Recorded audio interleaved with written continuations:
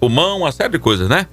O doutor Felipe Lins está aqui com a gente. Bom dia, doutor Felipe. Bom dia, Rafael. Bom dia, Ganso. Bom dia aos ouvintes. É um prazer estar aqui de novo para a gente poder resolver as dúvidas e conscientizar e explicar a população. E sua especialidade geralmente causa assim, um certo espanto, as pessoas não estão tão habituadas, né? Mas da entrevista passada para esta, muitas pessoas procuraram, mas tem uma confusão sobre cirurgião torácico e pneumologista, né? Exatamente. Embora a gente trabalhe mutuamente, ao mesmo tempo, né? A gente, um dependa do outro para a gente poder atuar e dar a melhor chance aos nossos pacientes, mas tem uma diferença. O pneumologista, ele é aquele profissional que ele resolve os problemas clínicos relacionados à parte respiratória. Então é o profissional que vai estar envolvido no tratamento de pneumonias, no tratamento de asma, de bronquite, de complicações do tabagismo, entendeu? Ele trata a compensação clínica desses pacientes. Enquanto nós, cirurgiões, a gente é responsável pelos tratamentos das patologias cirúrgicas. Então são tumores, são nódulos pulmonares, são biópsias, são avaliações de complicações de lesão de traqueia, alguns problemas do mediastino, que é essa região que fica entre os pulmões, que fica o coração. Então, assim, a gente faz a parte cirúrgica do tratamento dos pacientes que necessitam. Então, muita gente está ligando perguntando se é pneumologista, não é. Às vezes pode até ser um problema que o cirurgião tem que resolver, mas fica essa confusão. Então, assim, nossa proposta é a resolutividade dos problemas que tem potencial de tratamento cirúrgico. Seja por biópsia, seja por ressecção, que é a retirada de uma lesão, seja para acompanhamento, mas nosso foco é o tratamento cirúrgico das patologias do tórax. Muito interessante. Então, vocês andam muito em harmonia, né? Pneumologista e cirurgião. Isso. A cirurgia torácica, como eu falei na primeira entrevista, é uma cirurgia, uma especialidade que a gente tem que ter uma equipe multidisciplinar. Então, assim, a gente trabalha diretamente em conjunto com os pneumologistas, com os oncologistas, com os fisioterapeutas, com os nutricionistas, com os médicos intensivistas, com radiologistas, com radioterapeutas, que são aqueles profissionais que fazem a radioterapia em determinados tipos de tumores. Então, assim, é toda uma equipe. Às vezes a gente opera em conjunto também com outros profissionais, seja neurocirurgiões, às vezes algumas lesões invadem a coluna. Então, assim, dependendo do que for, a gente trabalha com vários profissionais, o que gera uma multidisciplinaridade grande na nossa atuação. Muito bem. Você tem dúvida? Mande para cá para conversar com o Dr. Felipe Lins, tirar dúvidas sobre a sua situação, para ver se realmente é o que você está esperando, é o que você está sentindo. Lembro que ele está atendendo no Espaço Saúde, na Rui Barbosa, aqui em Guarabira. 3271-2303 é o telefone de contato. 3271-2303. Inclusive hoje ele está já saindo para lá. À disposição. À disposição. Pois é. Doutor, agora quando a gente falou em mapeamento do câncer, né? Isso. Muita gente se assombrou. Rapaz, eu vou procurar isso nada, vou mapear isso não, é muito sério. E teve gente até que ligou. Tem o telefone daquele método do câncer?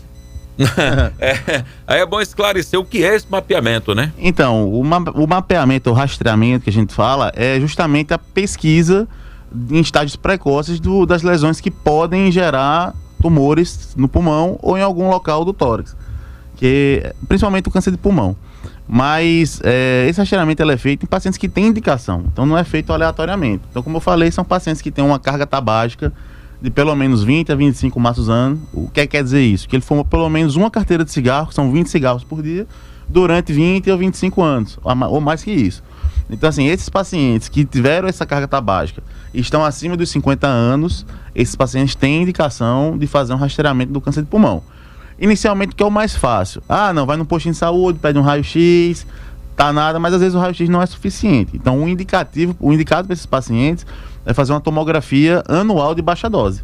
O que quer dizer isso? É um tipo de tomografia que usa menos radiação, mas que a gente consegue identificar lesões iniciais e aí a gente poder analisar se vai ser indicativo de acompanhamento ou avaliar a biópsia para poder prosseguir com o tratamento, né?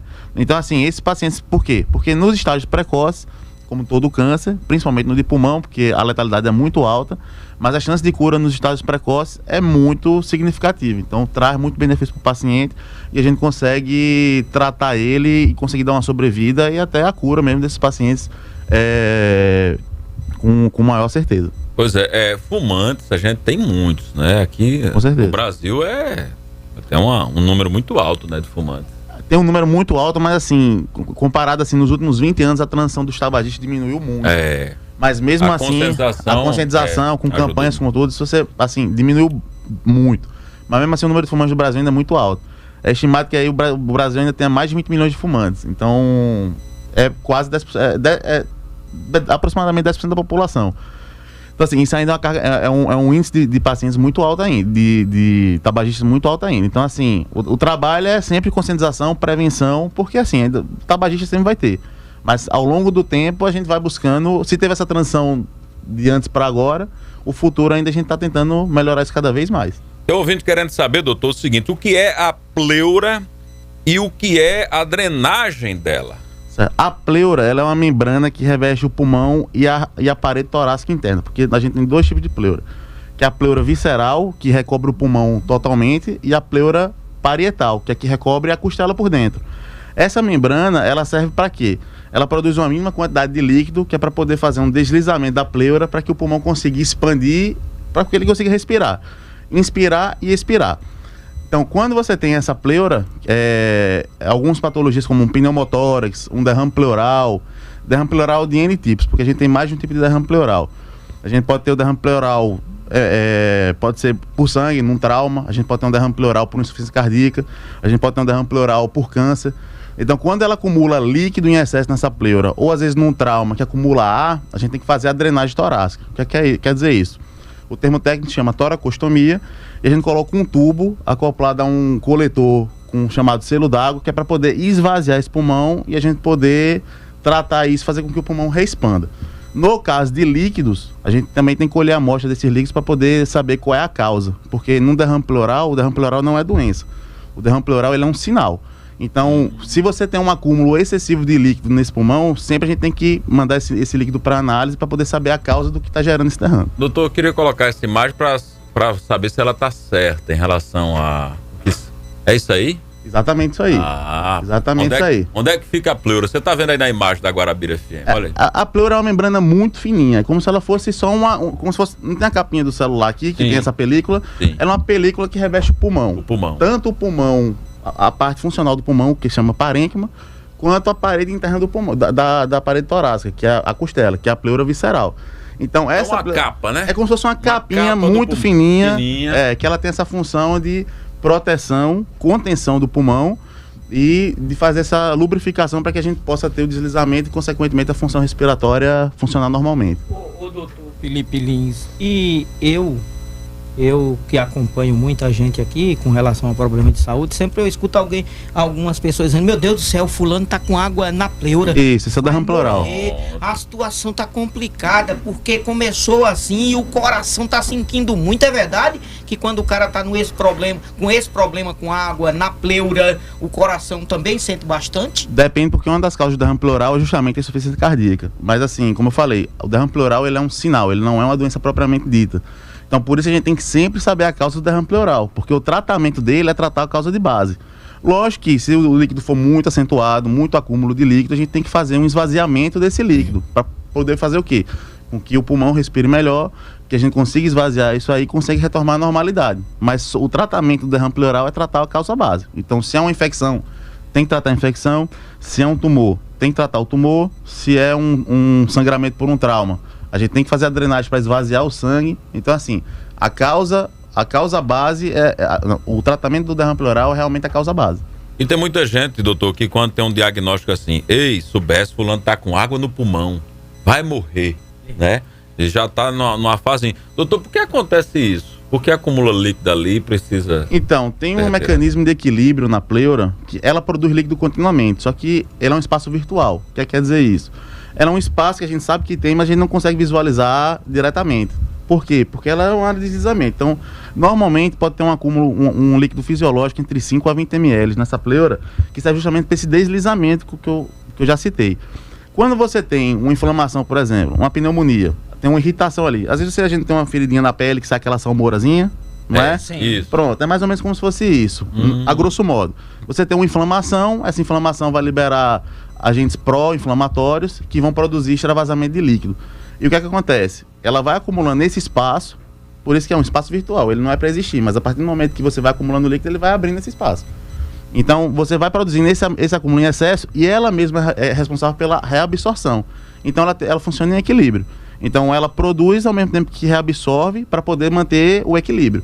Nesse caso não, como ela está irritada, como ela está inflamada, ela teve alguma alteração aí fisiológica, então ela vai começar a produzir em excesso ao mesmo tempo que ela não consegue reabsorver e vai acumulando esse líquido, entendeu?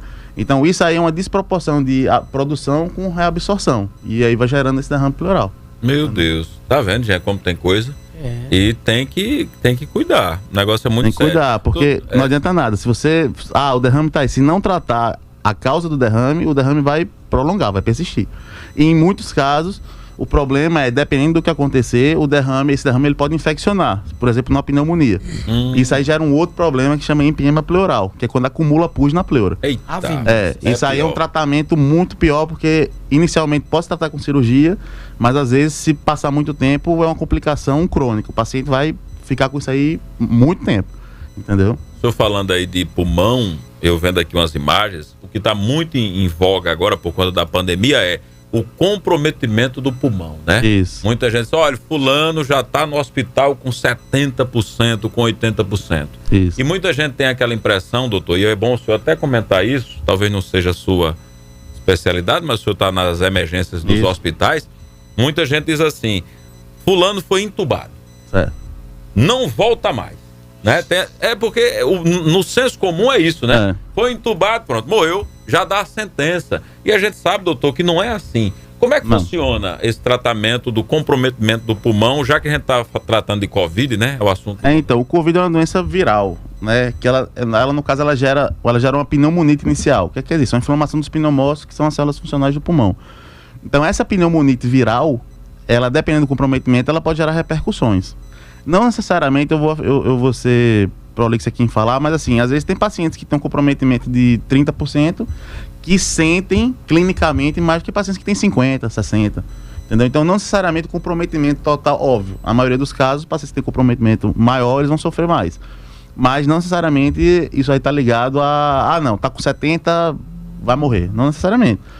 Então, a intubação, nesses casos dos pacientes, ela serve muito mais para tentar fazer com que o pulmão recupere, porque o paciente ele vai entrar em um grau de fadiga respiratória muito grande. Ele mesmo não vai conseguir respirar, porque o esforço para respirar é tão grande que ele vai cansar, ele vai fadigar. Então, a intubação é feita para que o paciente consiga ter um grau de relaxamento, consiga ser ventilado, ao mesmo tempo que é como se fosse dar um tempo para tentar recuperar. Entendeu? Mas agora não é um procedimento assim assombroso, né, doutor? Que tem que ser feito. Tem que ser feito, tem que ser feito. Se o paciente tiver com um grau de insuficiência respiratória muito alto, tem que ser feito, que é para justamente tentar fazer com que esse paciente se recupere. Entendeu? Agora sim, depois que ele é entubado, que a gente vai ter que ver como esse paciente evolui, porque tem pacientes que evoluem saindo do tubo com 2, 3 dias, tem pacientes que têm que ser traqueostomizados porque estão com intubação prolongada. Então, assim, depois que é entubado, não tem como falar, não, 3 dias, 4 dias, ou o paciente pode precisar ficar traqueostomizado e ter uma internação muito mais prolongada. Então, assim, cada um responde de um jeito. A gente não tem como falar por todos, né? Não tem. E essa história do comprometimento do pulmão, né? Por isso tem gente que fica em casa. 50% ele nem sente. Tem gente que fica bem, mas tem gente que já tem uma repercussão clínica bem cada caso é um caso. Cada caso é um caso. Então, assim, foi entubado, mas muita gente sai, muita gente se recupera. Sai, mas assim, como eu posso falar, depois que é entubado, só o tempo vai dizer pra gente. A gente não pode afirmar que todos vão evoluir da mesma maneira. É verdade, é muito importante. Covid é muito sério. E, doutor, a gente sabe que as pessoas, elas temem, mas também não colaboram, né? Preciso fazer alguma coisa. Quando chega um quadro desse de Covid e a pessoa já tem um pulmão com histórico, por exemplo, de fumante, né? Que já tem outras repercussões, aí a tendência é... Esses são os grupos de risco. Então, esses pacientes, eles já têm uma coisa que a gente chama, habitualmente no nosso meio, reserva pulmonar. Então, o paciente que é DPOC, que é o doente pulmonar obstrutivo crônico, que é muito decorrente do tabagismo, esse paciente ele já tem uma capacidade pulmonar diminuída. Então, assim, a reserva pulmonar dele, que a gente chama, que é a capacidade dele poder recuperar, a capacidade funcional desse pulmão dele, já é muito comprometida. Então, esses pacientes, eles têm uma gravidade inerente maior do que um paciente que não tem esse problema, entendeu? Então, por isso que a gente fala, os grupos de risco, esse é um grupo de risco. Como os obesos, como os hipertensos, como os diabéticos. Então, pacientes que têm essa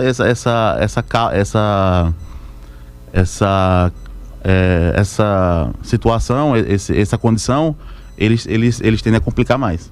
É verdade. Então, se cuide mais, tá certo? Você que é fumante, você que é diabético, você que é hipertenso, você que tem que ter muito mais cuidado, né?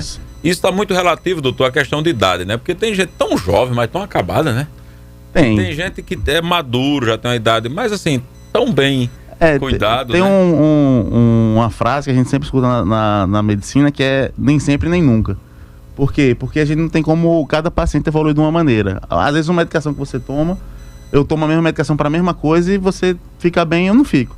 Então, assim, cada um é um organismo. Assim, responde de uma maneira diferente. É verdade. Inclusive, é por isso, doutor, que eu acho que o senhor já viu nas emergências, nos tratamentos que o senhor faz, casos assim que a gente pode até desanimar. Dizer, rapaz, fulano não tá bem, não. Uhum. Né?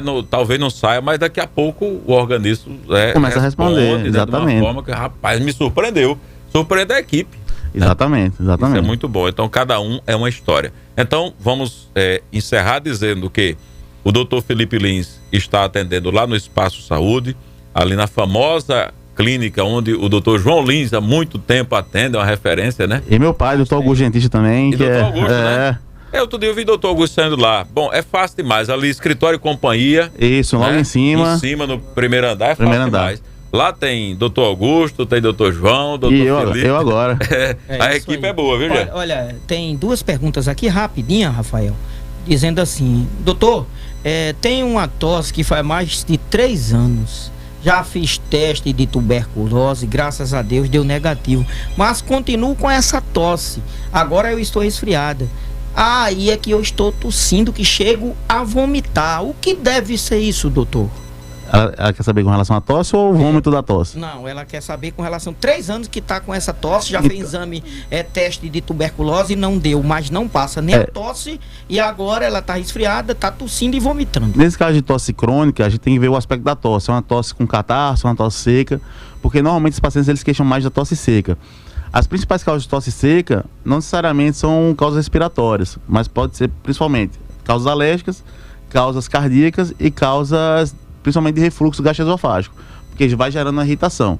Então, se porventura ela já procurou o tratamento com a pesquisa da tuberculose e não deu resultado, tem que procurar outras causas, que pode ser problemas cardíacos, problemas alérgicos ou problemas gastrointestinais, que podem estar acontecendo. Problema de cansaço desde criança. Já fiz tratamento, mas nunca fiquei boa. Quando chove, fico cansada. E um chiado no peito, cortando a respiração. E também, depois da Covid, piorou. Fui a um posto, ele disse que era asma. Passou um medicamento de nome Alenia, mas me dá aceleramento no coração. Isso aí são tipos de sintomas que aí, esse caso, o pneumologista é mais indicado, porque ele tem aspecto de bronquite asmático. Então, esse paciente ele se beneficiaria mais do tratamento acompanhado com o pneumologista, que esse é o foco. Mas esse paciente ele pode ter, sim, um caso de bronquite ou asma reacional. Muito bem, doutor. Tá bom, tirando todas as dúvidas. Olha, pega aí o telefone, o lápis, o papel, hoje é o celular, né? Grava logo no celular. 3271-2303. É lá o telefone do Espaço Saúde. Lá você, olha, quero falar com o doutor Felipe Lins, quero fazer um agendamento. Inclusive o senhor vai atender hoje, né? Oi, estamos à disposição. Está à disposição. Então, procure, cuide da sua saúde, é muito importante. Tudo que você ouviu aqui é apenas uma orientação, mas nada substitui lá o espaço clínico, né? É muito importante. É sempre bom a gente avaliar, porque a gente, como eu falei, cada paciente é um paciente. Então a gente tem que avaliar cada grau de cada patologia, de cada necessidade de cada um. Então sempre é bom passar pela avaliação do profissional, especialista, para você poder tirar todas as suas dúvidas e a gente poder realmente ver qual é a sua necessidade de tratamento. Muito importante. Bom, doutor Felipe, muito obrigado. Até a próxima, né? Até a próxima, obrigado a todos e estamos à disposição no Espaço Saúde para poder atendê-los aqui na região. Muito bem. Valeu, Jean, valeu, doutor Felipe, muito obrigado. A gente termina agradecendo a vocês pela sintonia e amanhã tem mais, né? Se Martins falou, sim, mas morreu o locutor esportivo Januário de Oliveira. É verdade. Falou, Rafael. Eu acho que ele nem falou. Um dos veteranos, né?